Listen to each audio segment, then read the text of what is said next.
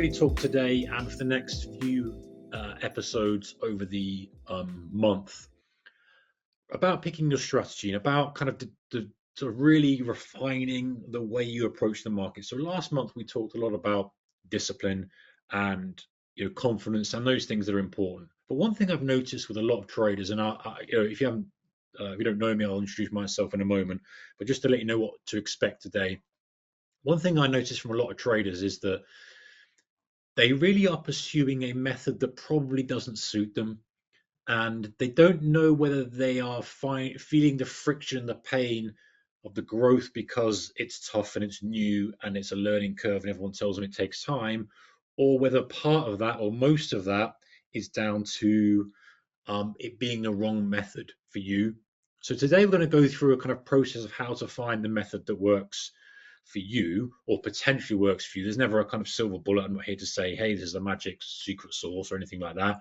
But I've got a question process that will help you identify the type of person you are, the type of trader you are, and maybe guide you down a path that you might not have considered. Because I don't know about you, but when I started trading in 2001, 2002, 3, right, properly, really getting into the thick of things, 2001 was my first trade. Then you just go down a path that seems good. You go, I'm just going to do this. I'm going to scalp this market. I'm going to swing trade this market. I'm going to trade stocks. I'm going to trade indices. I'm going to trade forex.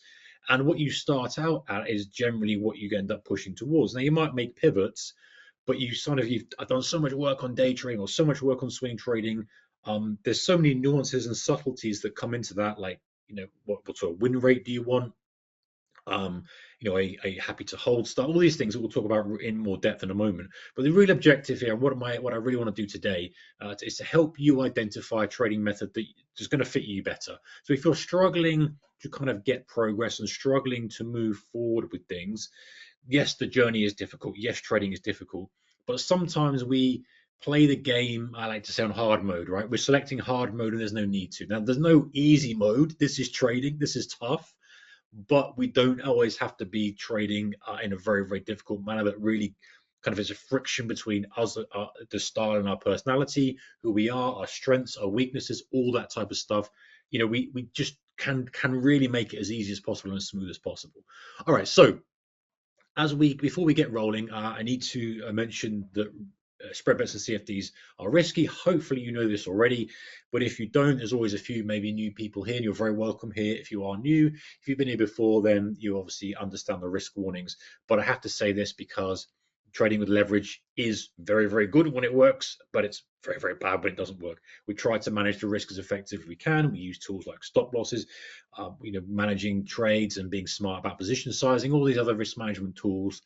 But ultimately, it is high risk. And we're trading, if you're trading with leverage, it is high risk, whether you're trading via a spread bet, whether you're trading via a CFD. So just please understand the nature of what you're doing. And if you're not sure, trade on a demo, get some advice and stuff like that. But if you are sure, you know the risks, you know the rules, you see the upside, but you also see the downside, then, let's get going. Let's get rolling. Okay, I'm going to just switch over and just double check everything is good on there and stuff. I'm not going to keep stopping because I'm annoying as someone's like, oh, can I do a quick tech check? I'm going to assume everything's fine until you guys tell me otherwise. Okay, so today, like I said, I'm going to run through this quickly. We're going to find a 3-step process of finding a strategy that matches your strengths. Got questions, 9, I think, questions to help you identify the correct strategy for you. How to avoid this strategy hopping nemesis that we often get as traders, and commit to a method that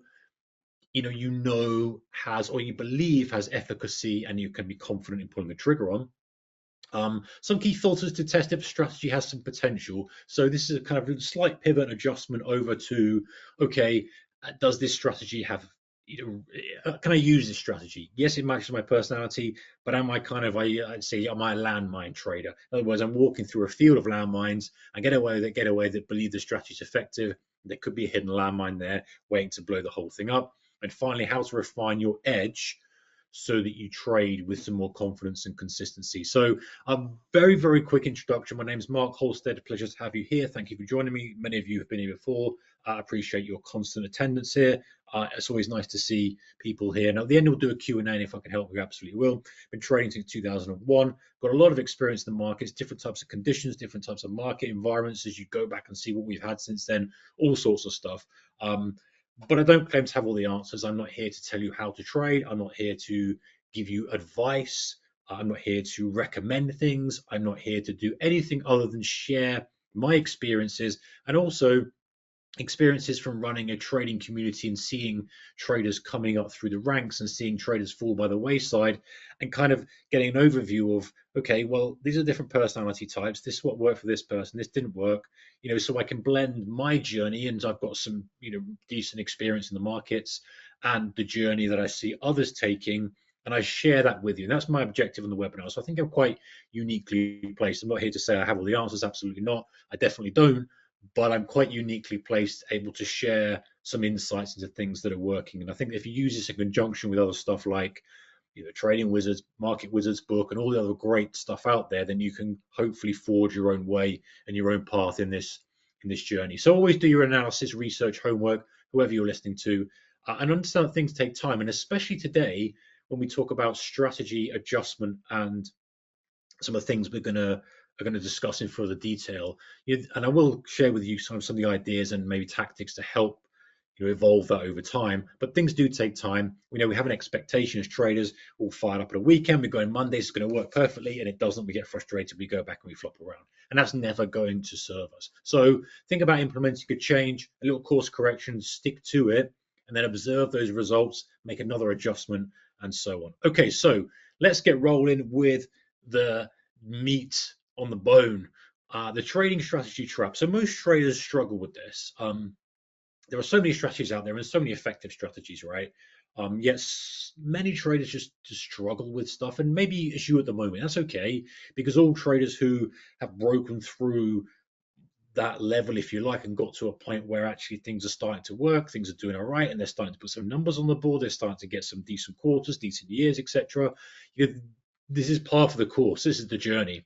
And so, something is to think, as an analogy I like to think about a lot is, if you're building a bridge from one edge of the cliff to another, I see many traders working hard. They have a half-finished bridge and then come back and then try again. Half-finished bridge, come back, try again. Half-finished bridge, come back, try again. And those bridges are strategies.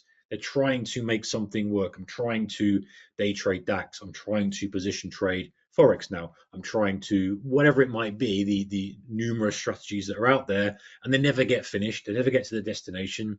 And so the objective that we have, what I really want to kind of push today, is that mastering one or two, start with one strategies, is the way to build that bridge. You can come back over and build another. But many people have all these half-finished bridges which never achieve the objective they're trying to do. And maybe that's you, right? I know that was definitely me in the early days. I knew a lot about a lot of things, but not enough to make it work. And it was only when I really focused and dialed in on what the one thing that I resonated with me, I felt had efficacy, I felt had an advantage. Then you get over the line, and the market changes conditions and regime. Fine, that's another topic for another day, and you build another bridge. But the idea is to work on something until you become an absolute master of it. And obviously, you need to have your risk management in place. You need to have good execution. You need fit with your personality, and this is really the focus of this webinar today. So 3-step process for finding your strategy fit. Okay, so first of all, and again, we're going to have some depth in here, some questions for you at the end that you can take away, and you can do yourself to kind of find out roughly where you fit in this ecosystem of trading. Because you think about it, there are unlimited permutations of trade, of how to trade, unlimited markets, almost, time frames, styles, mean reversion, trending, momentum, intraday, scalping, just no ever ending. And so we need to pick one, the bridge that we're going to build, and try to spend some time working out which is the best bridge for us to build over that cliff, from one cliff to another. So first of all, we want to identify your strengths, risk tolerance, preferences. Second, we want to test the actual strategy to see if it's reasonable and test it. And we've got some ways of doing this. And I'm not a huge fan of back testing, but it will play a small role, which I'll cover in a moment. And then kind of commitment and optimization. So sticking with it and refining over time, which is where most people fall down. If I'm honest, step 1 and 2 is kind of the easy bit, but step 3 is sticking to the thing and actually making it work. By the way, if you have questions, do please stick them in the questions section. I'll get to them at the end. But we'll cover this stuff first, and if it's something I can help you with, I will. Okay, so step 1, let's have a look at the type of trader you are. So do you like fast decisions or preferred structured setups? It might sound obvious, and again, we'll dig into more on this more meat in a moment, but that's a question that many traders don't ask. They fall into scalping or they fall into this. And actually, you might be like, do you know what? I actually get stressed when I'm seeing the price move up and down. I'm anxious.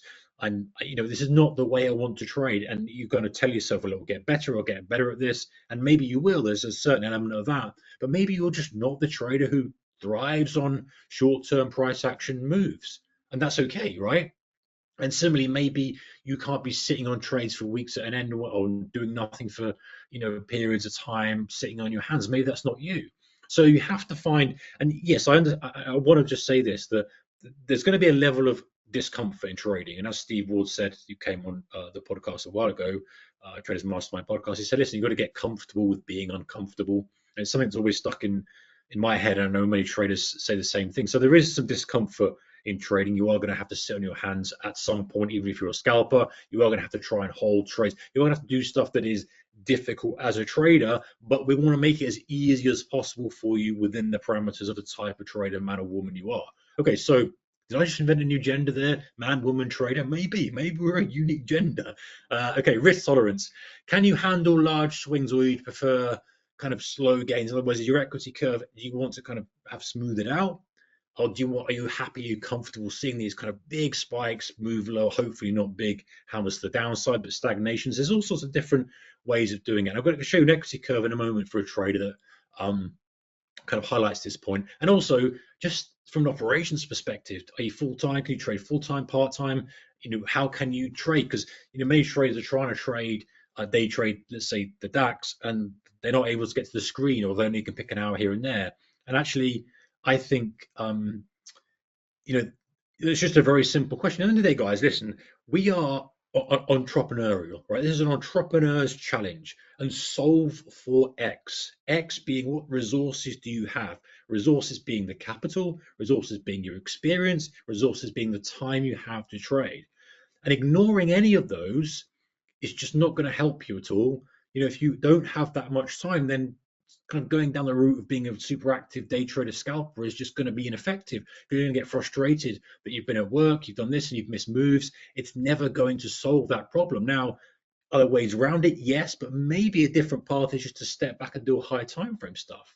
Maybe that's the better way to do it. Or maybe if you're undercapitalized and you're trading with a relatively modest account, maybe you can't trade some of the stuff that requires more margin and holding positions, and because the reward you're getting isn't perhaps worth what you're doing. Now, I say that cautiously because I always believe that actually you can solve for capital after you've developed a strategy. So even if you're trading with a very modest account, if you can show some consistency with that, you can say, hey, I've got some consistency here. Now, how do I solve for ramping this up? Is it a sizing issue? Is it, do I add to trades? How do I solve that? So there is that to be said. Okay, so another thing to consider here is, I thought I'd mention this, copying traders really works. Copying other traders really works. And you might have seen this, maybe you've been in trading rooms, maybe you've been on telegrams, maybe you've been in signals, all this type of stuff. You've probably had a little dabble with this stuff. And it just never works because the strategy is built around that personality type and that risk type. And you will lose confidence in the strategy. If you're following somebody's trades or signals or any other thing out there, that there's loads of these services that are offered, even if it's automated, you won't have the stomach to sit through drawdown because you won't truly believe the strategy. You won't truly have done the work to develop the strategy yourself. You should be like, I like that trader, I like him or her, and I like the service, click, I'll follow it. And when it's going good, it's great. Of course, you're not going to stop it. But then when it's stagnating or drawdown, which all good traders do at some point, you may well bail, and it's just you kind of big uplift. And ultimately, if that's something you want to do, then maybe you need to just invest in a fund. Maybe it's like, okay, well, actually, I'm going to invest in a fund, and I'm not going to do this. I think that this is a middle ground that doesn't work, and that's just my opinion. I think that copying traders is a middle ground in between the passive investment of plonk it in a fund and the active trading. And I think decide where you want to be. It requires some work to be an active trader, but you've got to kind of match it to your personality, your risk tolerance, all that other stuff. But if you don't have the time, you don't have the capacity to do that, that's fine. I think don't do the middle ground and go, okay, you know what, I'm going to plonk it in this fund with a bit of track record and sit back and see what happens and trust that things work out over time, or buy an ETF, all that stuff. And that's not me recommending giving you advice, by the way, of course it's not, but it's just something to consider. I think the middle ground rarely works. And this is one thing I think that you can do with these kind of books up here, the Market Wizards books, Playbook, all the other stuff that I've got dotted around my other bookshelf over there, is take inspiration from strategies, but adapt it and adjust it to suit you. So someone who's kind of coming up a lot more at the moment and sharing a lot more of his stuff is Jason Shapiro. He uses the Commitment of Traders report. Definitely check him out on YouTube. And you might be like, oh, that's a bit slow and stuff, but you can still take stuff from there and go, well, actually, you know what?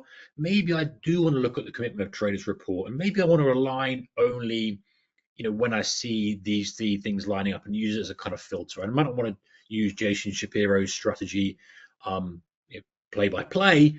Maybe I use it. Maybe Tom Hugard, maybe one of these traders who are sharing stuff who you believe are decent enough and you like what they've got to say, just take inspiration from it. And that really works when you take inspiration from stuff. Okay, so number 3 is to stop this strategy hopping, and kind of stick with one method. So why do we do this, right? Let's kind of think about this for a moment and just imagine why we do this. We do this because we believe the strategy that we're deploying now is not living up to expectations, right? We start off on a strategy and we think, oh, this is good. I like this. I've got this from a book. I've got this from whatever it may be, or maybe you've kind of developed it yourself. It doesn't even matter where it's come from. Best you developed it yourself, actually, more like to stick with it. But by the by, you try it for a bit and it doesn't really get you anywhere, or it gets you somewhere, then it stalls. And you're kind of there and you go, oh, that strategy looks pretty good. Oh yeah, man. And then you hop over there and then you try that strategy for a bit, and then you kind of get disheartened. And you go, oh, that guy over there seems like he's doing all right trading gold. And you hop over there and do this, and it's not really working out. What's that guy doing? Is mean reverting? And you kind of just hop around, and you never give one strategy chance to work. And often it's just little adjustments as well. So the fix is to try this 40 trade rule. It's something that we do a lot in Traders Mastermind. It was coined by one of the members, and it's really a way that you just run 40 trades before you make any adjustments. So 40 trades, and I've shared this before. I think I will give a shout out to Henry Butterfield for this. I think it was Henry who did this, who coined this 40 trade rule. And many traders have done it and found like value from doing it. It's just execute 40 trades with the rules of the strategy. There's no discretion with it. It's just finds a rule-based strategy. Let me just run it. And then you look at the data and say, I've executed this flawlessly. That's good for discipline, 1. And 2, I can now audit and see any adjustments I need to make. Do I need to adjust the stop size? Do I need to add a filter that tries to avoid trending markets? Do I need to only trade during certain hours of the day? There are all sorts of things you can do, but just by doing 40 trades really gives you an idea of how valuable the strategy is or not.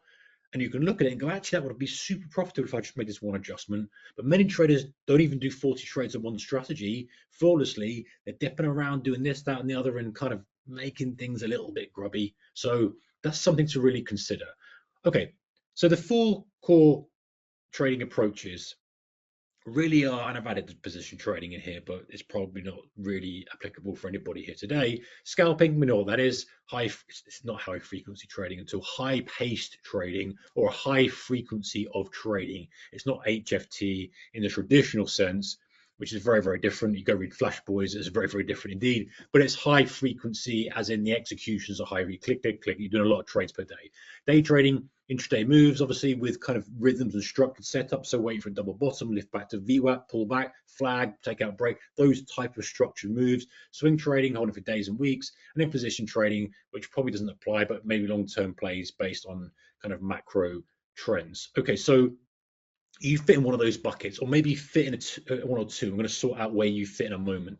So, okay, that's fine from the personality perspective. We'll come back to that in a moment. Let's, for a moment, just divert down this path of how do we know if a strategy has potential?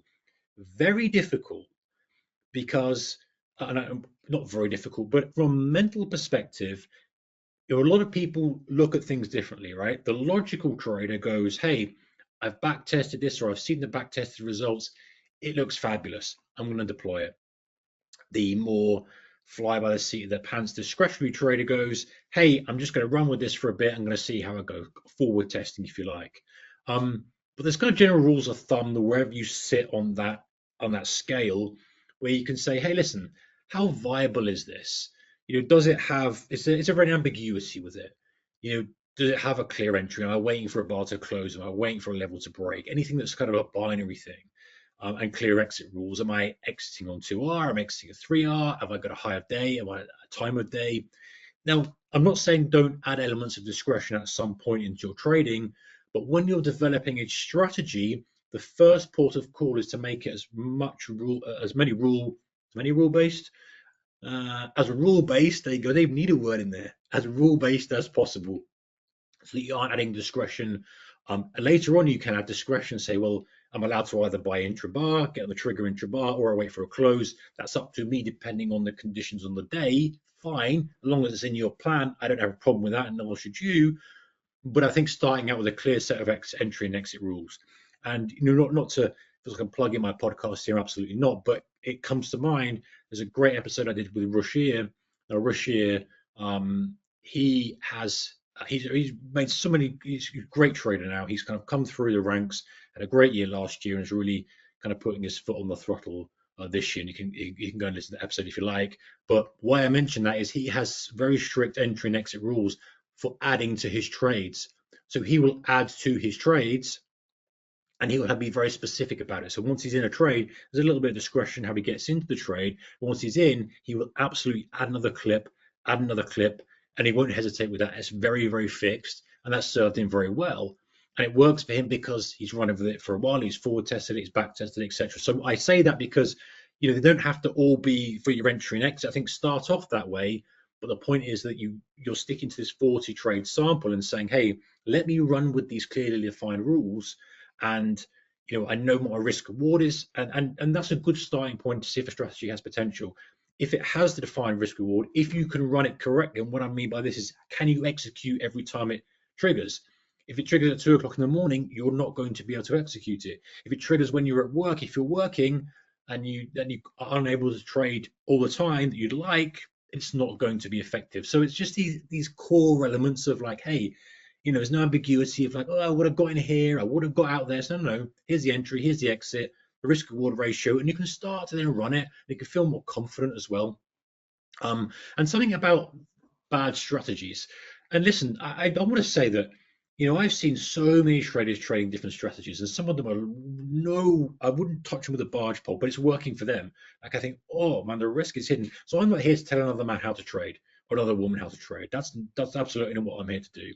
I know what I like to trade and the way that I like to position and what suits me, but I see traders doing a plethora of different styles and strategies, and I see many of them doing very well with that, whether it's kind of active scalping, whether it's kind of holding trades for weeks and months at a time, whether it's pair trading different.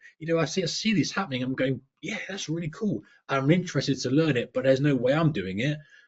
So that's fine. I'm not here to say there's good and bad strategy, but there are some themes with bad strategies that I think just should be avoided, full stop.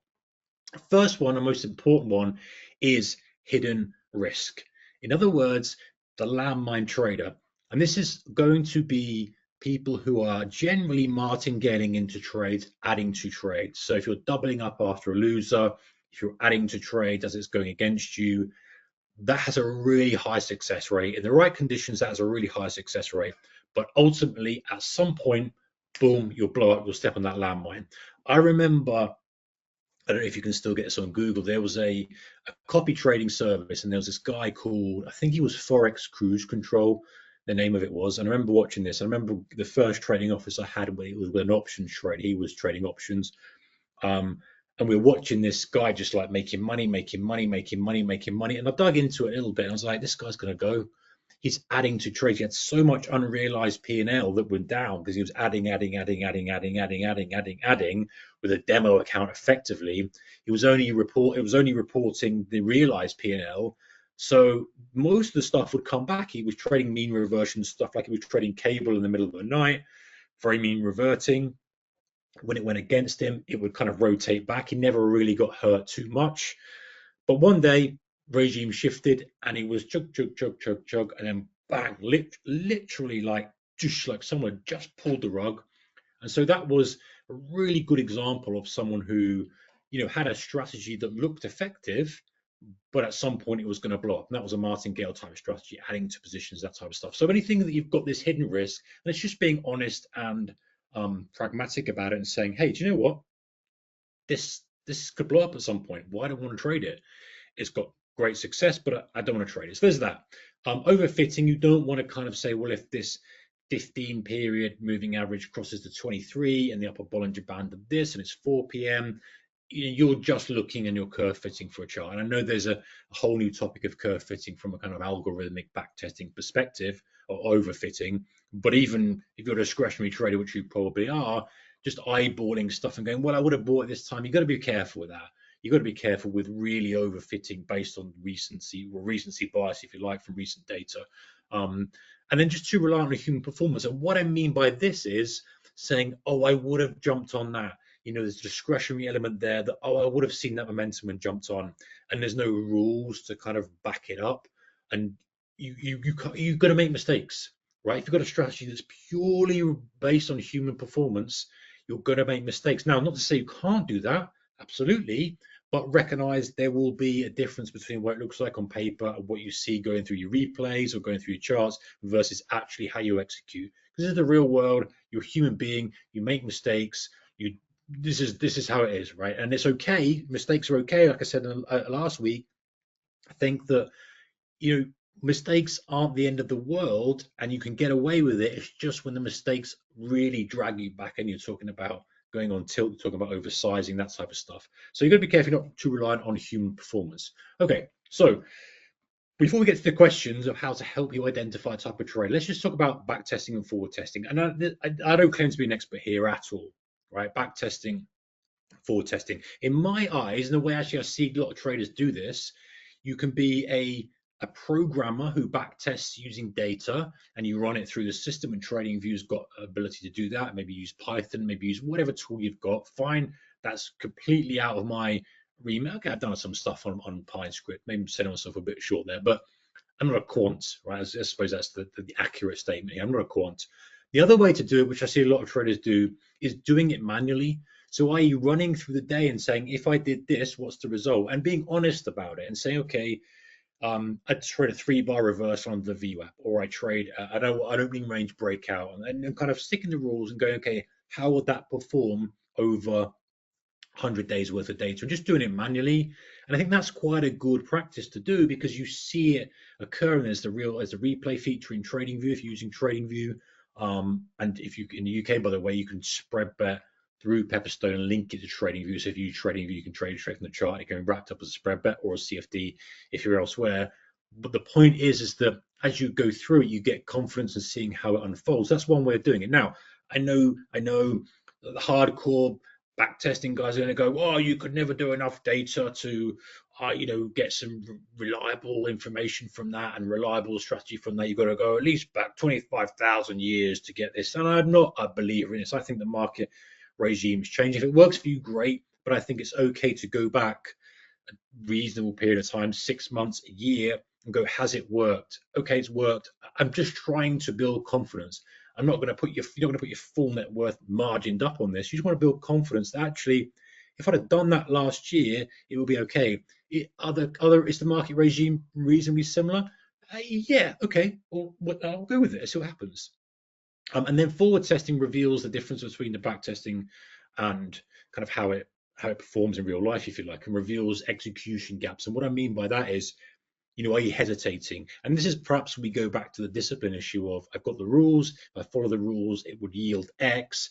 but I break the rules. I don't trade when I should. I add too much size, and the human element of the execution gap needs to be resolved.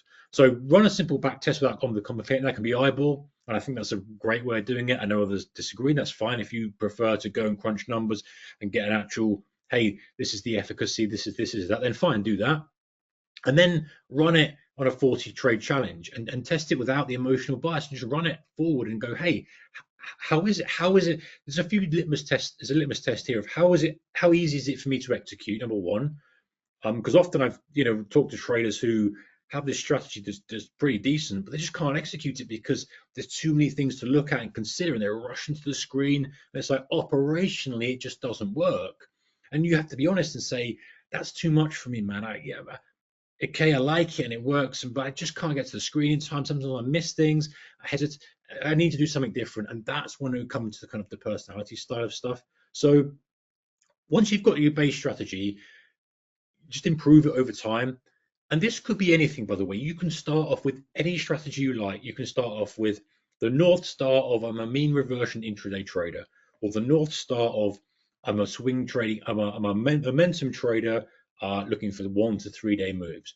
Whatever it may be, okay, solve for X. So what do I need to see intraday to be a mean reversion trader? Well, I like to take double tops at the ADR. I like to take VWAP kisses after a driver, but you can very easily come up with different ideas and build this base strategy and say, okay, that's simple enough. Let me go back and look and see what would happen if I did that. Click, click, click. Okay, actually, I've got some results there that are not too bad. Well, let me start. Let me run 40 trades and let me work out, how I need to adjust my risk management, how I need to adjust my filters, how I need to adjust my triggers, and not worrying about jumping straight into a strategy that's going to just smash out of the park immediately. Say, hey, the fundamentals of this work, like it's a momentum strategy. I identify momentum, I jump on board on a pullback. The thesis is sound. Now, how I add layers of complexity in that and where is too complex and where is too simple is kind of a game to play. And that's how you become a great trader or not. You identify what you're trying to do, and then you say, what are the rules that are going to serve me do this better or do this well? And what are the rules that are shackling me and stopping me performing? What's my risk management? What's the market regime? What are the filters? What do I need to avoid? What do I need to size up on? And it all stems from that. Ultimately, am I trading with the trend? Am I trading with momentum? Am I trading mean reversion? Next layer, next layer, next layer. So you think about making small adjustments instead of big, massive swings. Now, I was chatting to a trader the other day, and we had to make the decision. Hey, listen, I think you have to make a big pivot here. I think that this pathway you're going down is a dead end for your style, your personality, the time you've got, the other obligations you have. I think we need to make a pivot. That's rare. Most of the time, it's a small adjustment, saying, okay, this is working, but why don't we widen the stop a smidge, reduce the position size, and just see how that works? Or why don't we add half size here, add half size there, and you make those little tiny adjustments, operational considerations, or hey, why don't we restrict trading in the first 15 minutes? Why don't we just make sure we're only buying under the VWAP? You get the idea, right? Filters that help, little strategic adjustments and course corrections rather than big digging up the whole bloody patio. Okay, so tracking performance, identify your strengths. So think about risk management. Final on this before we get to these questions, guys. Just think about, I had to say this because risk management is so important. Just understand that, the three legs, right? You've got risk management that has to be absolutely on point. You've got to have your strategy dialed in, and you've got to have a mindset, right? If one of those legs breaks, it falls down. So you can have the best strategy in the world, but if you're not executing it because your mindset's wrong, then it's just not going to work.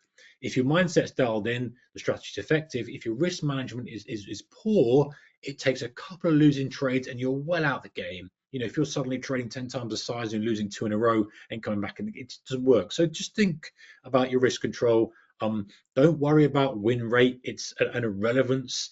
We'll come to that's not fair. It is relevant, but from a mindset and personality perspective, which we'll cover in one of the questions, because I understand it's important.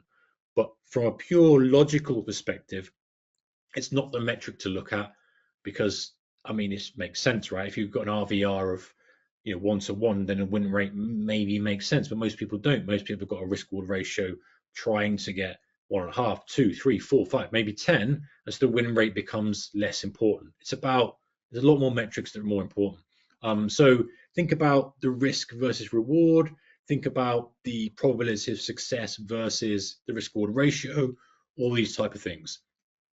Okay, so oh yes, I want to show you that one. So let's talk a little bit about strategy, drawdown, and stagnation. So many traders have a decent strategy, right? Many traders have a strategy that's effective, it's working, but they're over optimistic about the performance, and they'll often abandon it when it's just not working. And often it's not working because A, it's just a natural drawdown cycle of the strategy. B, the market regime shifted. Example now, buying dips in NASDAQ, high beta tech stocks, Mag 7 stocks, whatever has been working for a long period of time. At the moment, if you did that very early on in the first 3 days of red, you were going to get stung. 4 days of red, stung. We've got an overextended move here. Now, do we go back to highs? Do we do some more downside? Do we stagnate? Who knows? But the point is that strategy is not working because the regime has shifted. Now, if the regime shifts back into full bull mode, then I've no doubt that that will become effective again. So it could be that, or it could just be the nature of returns. And actually, when you do your back testing, I think of a trader in mind here who back tests, a lot of stuff on the DAX. He knows that actually he can have a series of, 10 trades that lose. And so knowing that and knowing the drawdown expectancy of the worst case scenario means that if you draw down and you've got 5 losing trades in a row, you go, well, you know what? It's just one of those things. It doesn't mean the strategy is ineffective. It means that that's the way it is sometimes. And so, there's a difference between a strategy that's ineffective and just the normal ups and downs and ebbs and flows of the strategy. And it's knowing your strategy and knowing how it should perform and how it's performing relative to how it's performing now relative to how history has shown it's performed, whether it's actually real trades you've done or that's back-tested stuff you have looked at. And you know what? I have got so many strategies that are just gathering dust, right? They work so well for a long period of time, they stop working for whatever reason. I pulled the plug on them, I put them to one side, stuck them in a folder and said, right. And some of those get dusted off again. Like if we go down into bear market now from here, again, not a prediction at all, but if we do, I'll be dusting off the old bear market strategies and going, all right, remember what we're doing. I'm peeling through my notes and going, okay, maybe it's time to start implementing this. Okay, we're in a high momentum environment. There's this one. Okay, we're in a stagnation, nothing good. You get the point. You're trying to fit for the market regime. So trust your method even through losing streaks. And here's a really interesting piece to show you. So this is from the Thales hedge fund, and you can go and see this as public information on finbu.com performance. So this guy, actually, why I put this up is I did an interview. I promise you I didn't mean to do this. Another conversation on my podcast with this gentleman. His name is Artu Kokila, and he runs this fund and he has done it for a long period of time. But why I put this information up for you is that he specializes in trading around news events, right? And you can see the average win rate, average losing, and you can see the instruments he trades. So not like many traders here. Euro, cable, Aussie, yen, Swissy, the same sort of thing, okay? And so he's not doing something unusual, like some sort of macro specialist takeover, this, that, and the other, right? What many hedge funds do. The point is this. Look here, and this is stuff that he's publicly puts on because he wants to show he's transparent, right? He's running a fund. If he's attracting investment, this is obviously not a pitch at all. Absolutely not. It's just to show you how somebody with a system can go through elements of drawdown and stagnation. In 2018, he had a long period of stagnation, right? In 2020, 2021, he had a really chunky drawdown. But look, if he'd abandoned his process and his system there, he would have missed out on all of this. And it's actually a very, very good strategy, but just happens to go through stagnation. Now, I appreciate 471 days of stagnation is a lot, right? I get it, but it's to illustrate the point that abandoning a strategy and doing something else may not be the right course of action. For him, he I don't know how he managed that, whether he just carried on trading as he was, or whether he dialed down his size. I don't know. But the point is that, now it's at equity curve highs. We're in 2025. He's up, massive amount of percentage. He's outperforming all the fund, outperforming all the benchmarks. And, it's just a proof that even if you want a shorter time frame, if we kind of squash this into maybe 6 months or a year for you, the stagnation happens, drawdown happens, and not necessarily to abandon it. And I do appreciate, guys, that it's very difficult to know whether the strategies become ineffective. It's a market regime thing or what it is. And I can't give you the answer and say, you just have to look at this and you definitely know to discard it or to tweak, adjust it. That's part of the game. And part of the game is knowing what environment we're in, market regime, the North Star of the strategy, and sort of looking at the performance and seeing if the results are really unexpected, that sort of stuff. It's not an easy thing, and I appreciate that. Okay, so with strategy, we want to really avoid kind of too much stuff information, because I think if you have too many indicators, and I say this because we talked about removing noise before, but you just don't want to add any hesitation or conflicting signals. Simplify. If you're going to develop a strategy that suits you, simplify the process and use as few indicators as possible. So searching for the mindset shift of searching for strategies to mastering one. Talking about the bridges, building those bridges. You know a strategy and it's your strategy. Two very different things, right? Example, moving average crossover. I know it. I understand it. It ain't mine. I never trade it. I'm not interested. I do not own that. I won't trade that type of thing. It's not for me.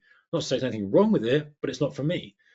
And so you know your strategy and you want to own it as well. You want it to be yours. It's your baby. You protect it. You don't let any changes come into it. You're like, hey, this is it. This is my business model. This is how I'm going to run it. I'm going to make little adjustments here and there, and I'm just going to grow it as much as I possibly can and protect it. I'm not going to abandon it. And so you might know strategies, but having it and actually trading it and seeing the rhythm and how it unfolds and the nuances to it and the downsides and the advantages, and the market does well and the market doesn't, so thinking about this, so committing to, again, it comes down to committing to one method for a regular period of time to really see and get to know the damn thing.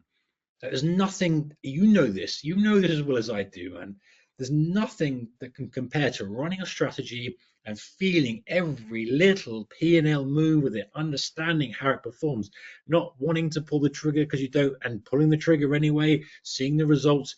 You know yourself what it's like. So just chunking this growth into 40 trades, 90 days, whatever it is, running, auditing, adjusting, running, auditing, adjusting, and thinking, okay, this might take me some time, but I'd rather do that than just constantly trying to swing the bat for these massive hitting for six and getting knocked out all the time. All right, so here's a little personality quiz that you can do with me. If you've got a pen and paper, it will help you. If you haven't, then there's only 9. You can probably remember your answers, but pen and paper might help you out. Okay, so this is brief, and why I'm going to keep it brief, obviously, because I want to get some time for Q&A. But this gives you an idea of how you can develop a trading method, or how you can find a trading method that suits you by understanding your personality more. So use this as a guidance. This is absolutely not the answer and silver bullet, but it's a guidance that you can maybe add more questions to interrogate yourself to understand the trading method that might suit you the best. So answer each question with the letter that best matches you. And at the end, we're going to tally the responses and see which trading styles align with you the most. Okay, so first question is, how do you process and act on information? Do you A, make fast decisions and adapt quickly to new data? B, analyze situations quickly, prefer structured decision making? C, like to take your time to study patterns before making a move? D, focus on long-term trends and fundamental data more than short-term action? I know most of you are going to be A to C, but let me know what that is, or write it down. Okay, we'll move quickly. What's your relationship with risk? Are you comfortable with high frequency, high risk trades as long as you can manage them actively? Or do you prefer taking calculated risk, which is B? I take calculated risk and prefer controlled trade setups. C, do you accept moderate risk if the reward potential is high? So you like looking for those, big risk reward ratio trades, and maybe at the expense of win ratio, win rate, should I say? Or D, do you prefer lower risk and are willing to kind of wait longer, sit on your hands for longer for those strong conviction trades? So it's A to D. Okay, 3. How much time do you want to spend actively trading? Are you happy spending hours every day? Hours in front of the screen, and you thrive in that in fast-paced environments today, yesterday, day before? Do you like sitting there trading that? Is that the thing you want to be doing? Or B, a few focused hours during peak market times, maybe the open, maybe the close, maybe setting some alerts. C, 30 to 60 minutes a day to review, set up some managed trades. So maybe you're working, you come back in the evening and you kind of actively manage and tweak stuff. Or D, less than 30 minutes, you kind of want to just really do something once a week and let these trades play out over time. All right, so what frustrates you the most in trading? Okay, waiting too long for a setup. Do you prefer the constant action? That's A. B, missing a perfect entry because you hesitated too long. Does that really annoy you? C, getting stopped out on short-term noise before the trade plays out, or trades taking so long to reach a target. So A to D, write down that.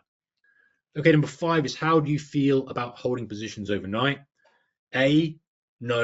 I want to be flat by the end of the session. I want to sleep well. B, you're okay with it occasionally if a trade has strong convictions. So say you bought the lows, close at highs, you're happy to hold it for a day 2, day 3 follow-through play. C, you just expect it. You're not an intraday trader at all. You're buying and holding for days, maybe weeks. It's part of the thesis that you're deploying, a method you're deploying. Or D, I'm happy holding it for months if my fundamental thesis supports it. Okay, last few for you. How do you analyze trade opportunities? So a question on your methodology here, is it A, focusing on price action, tape reading and order flow? So do you trade based on those real-time movements and kind of watch the price and how it adjusts and adapts dynamically? Is it B, using technical indicators and chart patterns to identify high probability setups? So a little bit more zoomed out, maybe in 1 minute, 5, 15, 60. Do you use fundamentals or market sentiment and technical analysis and maybe catalysts for like the bigger picture trades? In other words, those multi-day movers that maybe come from a news aspect, and maybe you combine technical analysis and price action with that. And D, finally, is studying fundamental trends, economic cycles, and big themes to position long term. So maybe you position when the interest rate cycle starts to roll up, or maybe you position when recession pivots, or whatever it might be. Like, that's just not me. I'm not a fundamental trend guy. I get and I understand why they have weight on it, but that's not my thing. Chris Weston's your man, or Mike Brown, if you want to follow those guys on Twitter. Okay, so what type of market behavior do you prefer? So last 2 questions here for you. Fast moving markets with loads of volatility. B, trending markets with strong momentum. C, structured pullbacks and continuation patterns. Or D, slow fundamental driven moves with clear long-term direction. Last question for you. How do you handle losses? Important one, this. Do you shake it off and move on to the next trade? Do you want to analyze it and assess it and look what went wrong and then adjust? I wouldn't necessarily say adjust your strategy, but is that your kind of way you want to do things? C, step back and look at the larger trade sample to see if any adjustments are needed. Zoom out and trust my long-term thesis will play out. Okay, so your answers and scoring. If you aren't, and I realize this is simplistic, and there's some people will sit in the middle here, but if you answered mostly A's, then you're probably more suited to an active scalping type thing. If you answer them honestly, you probably thrive in those fast moving environments. You like executing quickly, you prefer high volume, short duration trades. It doesn't mean trading all day long, but it means being maybe super active on specific sequences that you see in the market, right? Day trading, what's the play of the day? You enjoy looking at the structure, you enjoy perhaps setting up the trade, the levels, and saying, okay, maybe 1 to 3 trades a day. Swing trading is looking for those multi-day moves. You might execute intraday, but you may hold for a 1 to 3 day move. And perhaps that adds some fundamentals in. Maybe you're more interested after CPI print. Maybe you're more interested in after earnings or an interest rate announcement if you're trading a currency pair. But you kind of align those and you're happy overnight. And then one of the questions was, are you happy holding stuff overnight? You're happy to kind of monitor things and sit on your hands. Or is it D, where you kind of look at the long-term trends and themes and playing that slow and strategic approach? Now, you might sit somewhere in the middle, right? And again, there's always a gray with trading. Of course there is.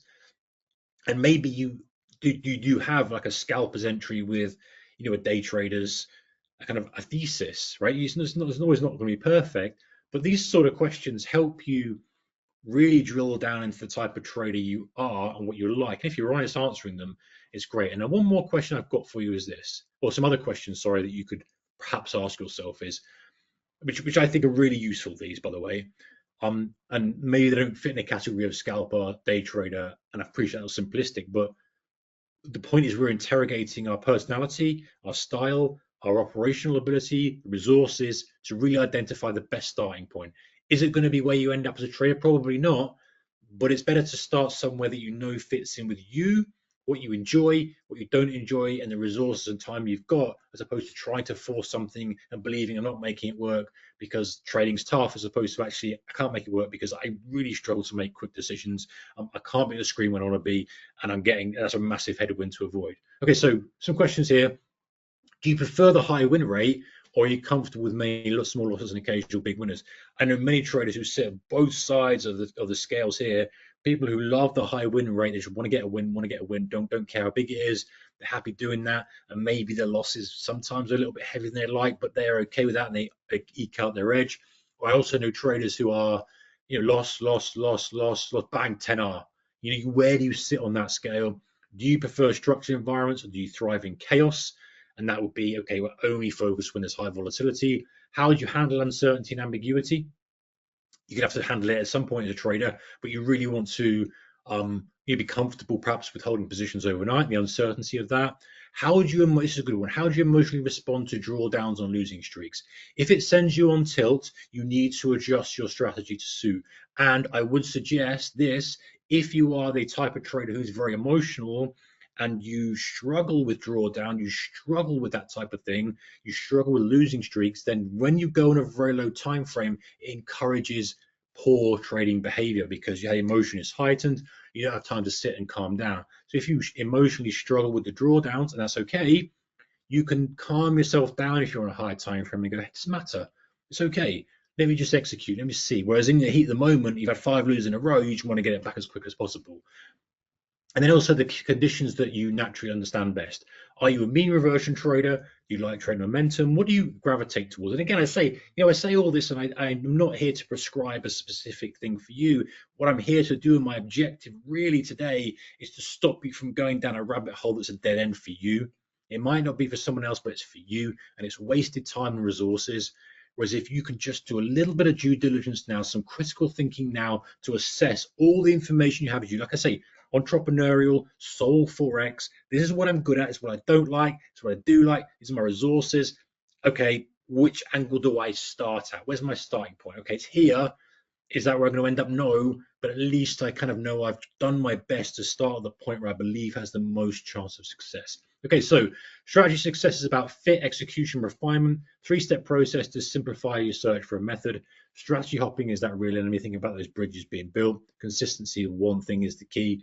Do that 40 trade program, see how you get on. Testing and tracking are the fastest ways to refine edge. Again, 40 trades, see where you are, small adjustment, and trying to get that bridge over. So something you can do is go away today, assess your strengths and risk tolerance, and take some time to do this. You pick one trading approach and just stick to it for a period of time, right?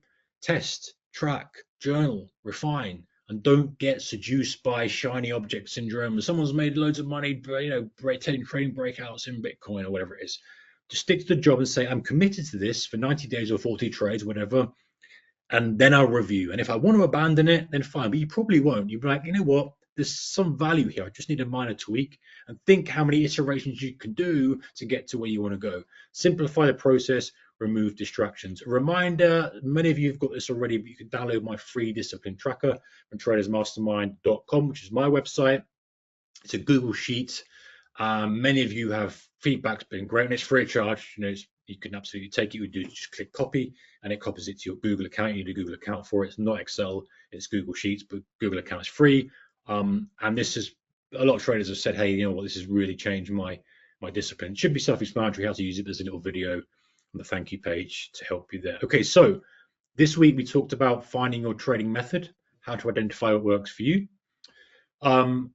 Next week we're going to be on Monday. By the way, stick your questions in if you'd like. I'm happy to answer those in a few minutes. We're going to be Monday next week.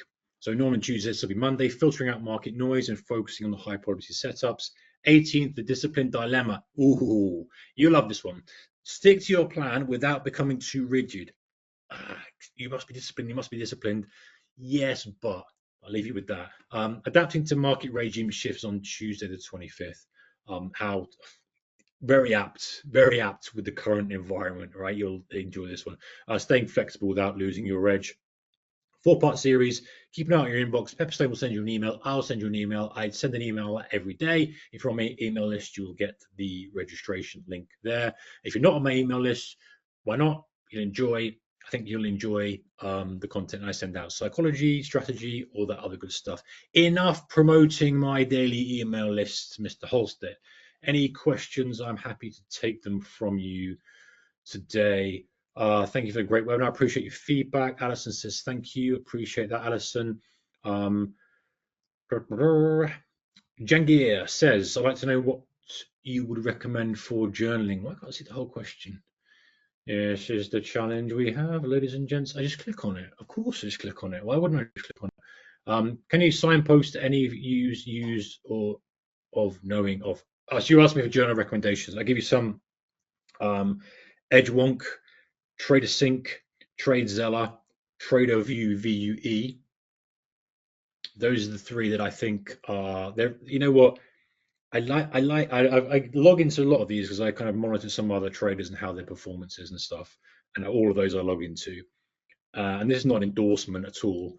They've all got pros and cons. TraderView is quite simplistic, but there is sometimes problems with mapping it to specific CFD contracts.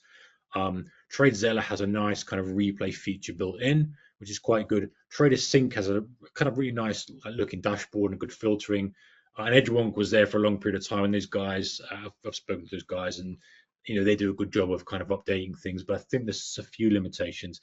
So does that help you? It probably doesn't. What an awful answer. I should be a politician. But I genuinely think they've got pros and cons. So go and most of them have a free trial, I think. I don't know if Edgewonk does, or have a look and see what suits you. Because it depends what you're trading, how it treats scaling in and out, whether you want it to embed the trade on the chart actually native to the platform, whether you're okay uploading screenshots, and what features are useful to you. So that would be my answer to you there. And I may or may not have something coming that will be interesting to you guys, but we'll keep it quiet for now. Rowie says, what all meaning? I think my psychology in my personal life affects really my patient and affects me. I need a retreat to my soul. I'm going to Thailand tomorrow to relax a bit. Well, good luck, Rowie. And actually, I think sometimes taking some time off and relaxing, refreshing is good. Jacob says, thanks for the webinar. Oh, there's a question here. Have you got tips for backtesting day trading? How much data is enough? I think, listen, I'm probably one of the few people who think you don't need that much. I will see something that sets up like a time of day algo or something kicking in for a week, and I'll trade it because I'm like, well, what's the risk? I'm risking X on it. I'm happy to risk X. Yeah, I don't see any problem. But there are some people who say, oh, I need to go back years and years and years and years and years. For me, market regime shifts. If you look at 3 o'clock 3 p.m. UK time at the moment, very significant. The last, how many days, very, very significant time of day. Is that forever? No. But for whatever regime, that's significant now. And is there a strategy built from it now? Maybe. There's a guy in the member in our community traders mastermind who came up with it, Rob, who came up with this 7 o'clock alarm call. We bracketed the 5-minute candle at 7 o'clock in the morning and took a breakout from that. It's like a really aggressive ORB. Worked for ages and ages and ages for whatever reason, and stopped working. Fine. So the point is not to kind of say these are strategies to deploy, but more that I'm okay as a predominantly discretionary trader with some filters and kind of approaches to be aggressive. If I see something multiple times, I'll trade it. Others prefer to see something that has longevity and look back over 6 months, maybe a year, maybe more. It's just what you feel comfortable with. And I guess the answer to this is, what do you feel is enough? Like if you don't feel a year is enough and you want to see it in all different market environments, then fine, you need to go back more. If you think a couple of months is enough, fine. If you see a couple of days is enough and you're happy to take it until it stops working, then that's fine also. And I know I say that as someone who stands on their own and says that, because most people will not agree with me. But that's okay. I don't mind. I do what works for me, and you do what works for you. But don't be afraid.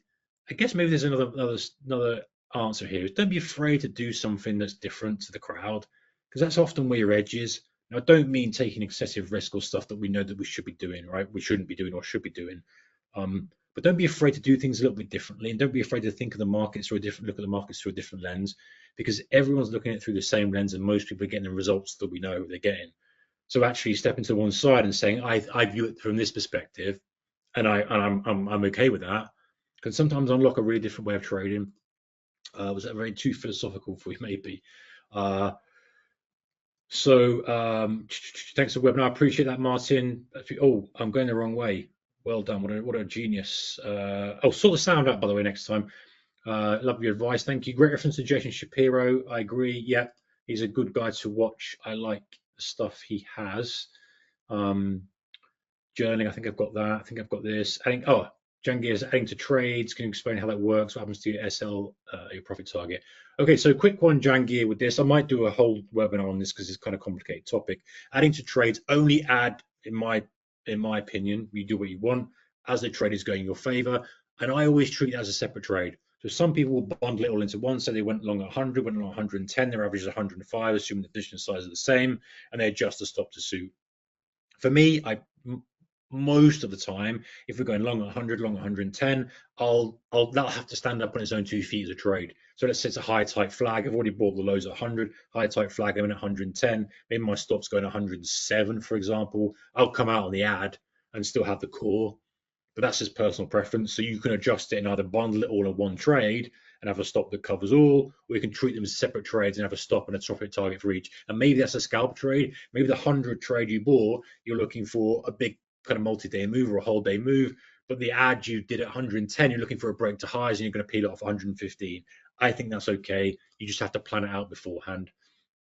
I think I've answered that. Back testing, forward testing. Back testing is going back and looking at history, Larry. Good question. Looking at historic data and seeing how it performed, whether you eyeball it and run it through the chart and just look at it and go, hey, here's my chart. I'm just going to run through it and mark on it, or on a screen if you're a little bit out of the Stone Ages, but you get the idea. Or you forward test, or you use data, or you forward test, and forward testing is actually just trading it, or just paper trading it and logging it as it comes. So you're going, right, what happens if I buy the close after a wick to the downside? And you wait, you buy it, and you see what happens. So you have the strategy deployed, and rather going back in history, you kind of deploy it from now onwards, whether it's with real money, whether it's with demo, paper trading, whatever it may be. Okay, so I've missed a few. Thanks, Martin. Thank you, Beth. Any question there? No. Good. I'm glad it's helped you get on the right strategy. And Thomas says, thank you so much. I discovered Traders Mastermind last week. I've been trading one system for 3 years and one trading group. I'm just trying to begin branching out, looking for different perspectives to help my progress. I found your podcast has given me a bit of much needed fresh perspective. I've been developmentally stuck for too long. Thank you, Thomas. Yes, I'm really pleased about that. I don't push a method. I don't say I'm not here as a guru and to say this. I like to give you what I think is good information and you distill it. And sometimes it helps just to look through the market through a different lens, look at things through a different lens and unlock something. Just stop spinning the wheels, especially if you've been trading for a while. That's probably the people who get the most value from my stuff. Okay, so and you said yes, there is mastermind. Yeah, it's fine. It's fine. Okay, right, Thomas and everybody else, thank you very much. Appreciate you all. We will be back next Monday with filtering out market noise, focusing on high probability setups. Please keep the risk managed in these wild times. Stick to your playbook. If you need to step back, that's absolutely fine. No need to get involved. Live to fight another day, or if you do have your edge, then off you go. All right, guys, take care. I'll see you in the next one. Thank you so much. Bye-bye. As he scrambles around now, looking for the end webinar. There it is. See you later, guys. Bye-bye.